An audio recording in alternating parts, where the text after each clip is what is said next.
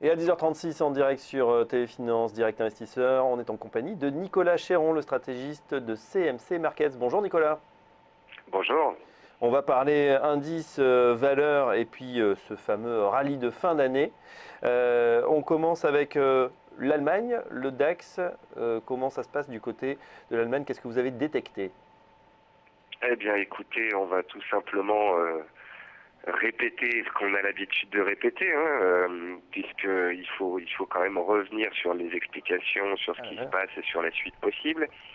Donc, Fabrice, début décembre, je vous ai expliqué que au mois de décembre, généralement, le mois de décembre est un mois soutenu, mais que c'est un mois très particulier, que c'est un mois où généralement on baisse pendant la première quinzaine, comme on l'a fait en 2014.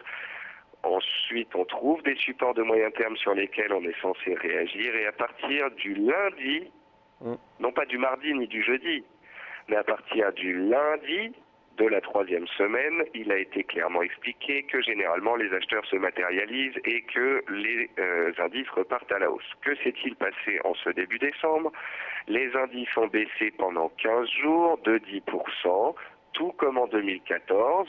Lundi, on est allé nettoyer tous les acheteurs en faisant -3 en séance lors d'une séance très volatile, puisqu'on a fait 4 à 5% entre le plus haut et le plus bas du jour.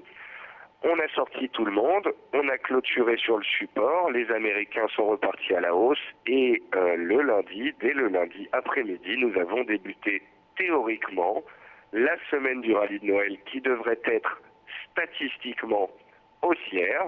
Pour le moment, entre le point bas et le point actuel, nous avons déjà gagné 350 points de DAX sur le concept du rallye de Noël. Mais comme tout le monde le sait, ce soir on aura la Fed. Donc par rapport à ça, moi j'ai deux choses à dire.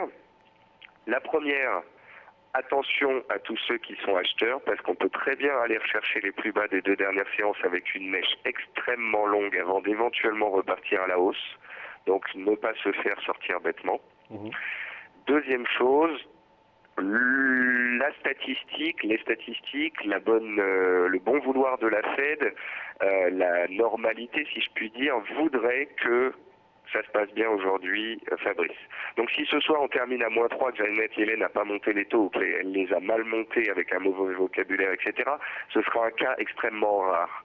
En théorie, il faut quand même que nos auditeurs là se rendent compte que Janet Yellen a dans ses mains des milliers de milliards de capitalisation boursière. Si ce soir elle parle mal, on perd des centaines de milliards de capitalisation boursière partout sur la planète demain à 10 jours de Noël. Donc ça serait une catastrophe. Vraiment que Janet Yellen, directrice de la Fed, l'instance bancaire la plus importante du monde entier, va le faire? Je laisse nos auditeurs répondre à cette question. Oui, Mais en sauf théorie, que on avait quand même les cadeaux de Noël de Monsieur Draghi. Eux n'ont pas plu au marché. Est-ce qu'on pourrait avoir un couac de même ampleur du côté de Madame Yellen? C'est différent. Le marché a fait son enfant. N'oubliez pas qu'entre fin septembre et fin novembre, le DAX a pris pratiquement 20%. N'oubliez pas que Mario Draghi nous avait dit qu'il pourrait augmenter son QE en temps, en taille ou en produit. Il a augmenté en temps, il a augmenté en produit, il s'est juste gardé de l'augmenter en taille plus tard. Donc, on est trop monté en novembre, tels des enfants gâtés qui attendaient tous leurs cadeaux, et on a, comme des enfants gâtés déçus de ne pas avoir tous leurs cadeaux, boudé les indices pendant quelques jours début décembre. Ce n'était qu'un juste retour à la normale, après une vague d'euphorie et d'anticipation des cadeaux de Noël de Draghi. Et je pense que Draghi a très bien fait. Il est resté mesuré. Il s'est gardé des cartouches en poche pour le début d'année. Il nous a invités à attendre les prochaines réunions de début d'année et il a eu complètement raison. Ouais. Alors on a bien boudé parce qu'on a perdu quand même pratiquement 10% en ligne droite. On est passé sous les 4005 en tout cas pour le CAC. Et depuis hier, est-ce que les choses ont changé? Est-ce que cette grande mèche, ces 3% qu'on n'avait pas vu, plus haute forte hausse depuis 2 mois et demi, change quelque chose?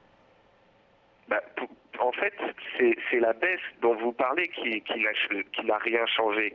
La baisse que nous subissons depuis 15 jours est proportionnelle à la hausse que nous avons eue les 15 jours d'avant. C'est un retour à zéro. Il y a un mois, fin novembre, il y a 2 mois maintenant, fin octobre, à 4650 points, Draghi parlait et il faisait s'envoler le CAC à 5000. Et puis ensuite, Draghi a parlé et a fait revenir le CAC de 5000 à 4006. On s'est fait des petites frayeurs à 4005, mais ça c'était un excès baissier pour sortir tous les vendeurs avant de commencer le rallye de Noël dont on a parlé à de multiples reprises. Donc là on est toujours dans un marché haussier à long terme, dans un marché haussier à moyen terme. On a touché les supports, on a réagi. Ce soir on a la Fed qui fera tout en théorie pour que les marchés tiennent. Il convient donc de dire que pour le moment, sur le papier, le scénario de la troisième semaine haussière et du rallye de Noël fonctionne parfaitement. Très bien, et c'est vrai que nous en avez parlé dès le début de ce mois-ci. Si on regarde votre graphique sur le DAX, qu'est-ce qu'on peut espérer? On peut revenir sur la moyenne mobile 200 qu'on voit en jaune. Le mot Noël est marqué à 11 000 points, c'est pas pour rien. D'accord, 11 000 points, parfait. Ça sera un beau code de Noël pour tous ceux qui sont positionnés. Oui, les résistances sont placées à 10 700 points, à 11 000 points, seuil de la MM 200 jours, et ensuite à 11 350 points. Je pense qu'on aura du mal à être à 11 350 points à Noël, il faudrait aller très vite, et on va très vite arriver la semaine prochaine dans des marchés peu volatiles et avec pas grand monde. Mais comme je l'ai dit la semaine dernière, revoir le DAX à 11 000 points en fin d'année après la Fed et après un joli rallye de Noël ne serait absolument pas étonnant. Aziz? Oui, surtout qu'on a vu, en fait, comme le soulignait Nicolas, l'année dernière, les indices perdent quasiment 9% sur la première quinzaine et en récupérer 6, voire 7 sur la deuxième. Donc les 11 000 points sur le DAX, les 4 800 sur le CAC peuvent être en ligne de mire d'ici la fin de l'année. Allez, ça sera des jolis cadeaux à mettre sous le sapin des investisseurs longs, évidemment. On va s'intéresser à deux valeurs, Nicolas, que vous avez repérées. Une, justement, particulièrement volatile, c'est Genfit. Oui, alors Genfit est très particulière et très capricieuse. C'est une valeur biotechnologique ultra volatile qui réagit soit fortement à la baisse, soit fortement à la hausse aux dernières publications de la société. C'est un titre qui est passé récemment de 47 à 32 euros, donc a perdu un tiers de sa capitalisation boursière, simplement par des intérêts des investisseurs pour les dossiers biotechnologiques en ce moment, et aussi parce que on attendait une publication de la société qui n'est jamais venue. Par contre, la Genfit à 31-32 euros, elle revient dans des zones d'achat potentielles. Je dirais même la zone 30-32. La zone 30-32 sur Genfit est une zone historique de long terme qui a été très travaillée en avril, en juillet, en août. Là, ce qui se passe à court terme, en fait, c'est que le titre a réagi hier sur une oblique et a gapé à la hausse ce jour. Mais si le titre venait combler son gap, voire même retravailler de nouveau l'oblique, pour les aficionados du titre en tous les cas, pour ceux qui cherchent des biotech à des supports de long terme, là, je crois qu'on en a une.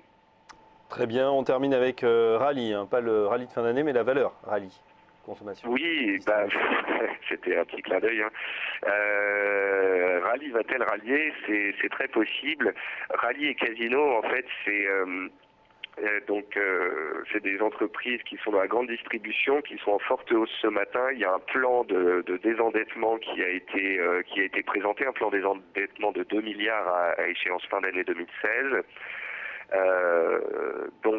Rallye, c'est une valeur qui a été délaissée, qui est passée de 40 à 15 euros, qui à court terme matérialise un double bottom, qui s'inscrit dans un triangle, qui s'est bien repris suite à l'effet d'annonce. On a ouvert avec un gap haussier de 8% aujourd'hui, c'est un peu trop violent, c'est violent, et généralement les gaps sont toutes ou en partie comblés. Donc peut-être que surveiller le titre Rallye sur un comblement de gap partiel pour éventuellement avoir un plan acheteur, un plan de reprise technique, est une idée. Il y a pas mal de gens, si vous voulez, qui en ce moment misent sur la reprise des cours du pétrole ou la reprise des émergents au premier trimestre 2016. Si les thématiques des émergents, notamment du Brésil, devaient fonctionner et que les indices restaient en hausse, je pense que Rallye et Casino sont deux valeurs qui pourraient profiter d'un rebond technique de 15 à 20%, retracer une partie de la baisse de 2015. C'est des dossiers qui avaient été délaissés. Et là, le fait que d'un coup on ait de nouveau des news dessus devrait réveiller un peu les investisseurs à leur sujet. Et donc c'est un titre qui est intéressant, dont on parlera, je pense. On met donc Rallye sous surveillance. Merci beaucoup Nicolas Chéron. Donc Genfit, Rallye, et puis peut-être le DAX à 11 000 points. Nicolas Chéron, stratégiste de CMC Markets, qu'on retrouve 3 fois par semaine dans Direct Investisseur. Dans un instant, la suite, on va parler scalping avec Benoît Rousseau. A tout de suite.